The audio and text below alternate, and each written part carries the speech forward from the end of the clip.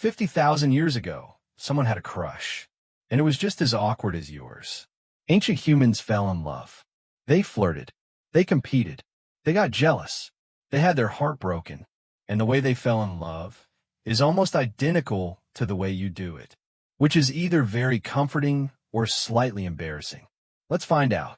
First, what did ancient humans actually find attractive? The answer is going to sound very familiar. Studies across hunter-gatherer societies, the closest living parallel to ancient humans, consistently rank the same top qualities: kindness, humor, and intelligence. Not muscles, not looks. Kindness, humor, intelligence. Physical health mattered, symmetry, energy, clear skin, because those were honest signals of survival fitness. But being funny, being kind, that was the real edge. Ancient humans were already looking for a good personality. 50,000 years before dating apps. Now, how did they actually flirt? Brace yourself. Gifts. The oldest known romantic gifts are pierced shell beads, 100,000 years old, found at sites across Africa and the Middle East. Someone made jewelry for someone else because they liked them. Then there was grooming. Ancient humans groomed each other, picking out debris, fixing hair, as a direct bonding and attraction signal, which is basically the ancient version of fixing someone's collar. And then there was showing off, hunting a large animal, telling a great story at the campfire, playing music well. All of it was, let's be honest, ancient showing off. And it worked then exactly the way it works now. But here is where it gets less cute. The competition for partners was intense. Ancient groups were small, usually 20 to 50 people, which means the dating pool was small. Everyone knew everyone. There was no hiding a bad date. The whole tribe saw everything. Ancient groups also traded partners with neighboring tribes, creating alliances through marriage. Love and politics were mixed from the very beginning. So how did they actually choose? Here is what surprised researchers. Women in most ancient groups had significant say in who they paired with. Hunter-gatherer studies show that women consistently prioritized partners who were generous, good providers who shared resources with the group. The ancient version of, does he have his life together? And men? They consistently prioritized partners who were healthy, capable, and skilled, someone who could contribute to survival. The ancient version of, is she interesting? And where there is love, there is jealousy. Ancient humans felt it too, deeply. The oldest known love poem was written 4,000 years ago in Mesopotamia.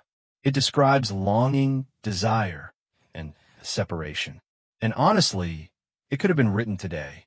They were feeling the exact same things. And when ancient relationships ended, the grief was real.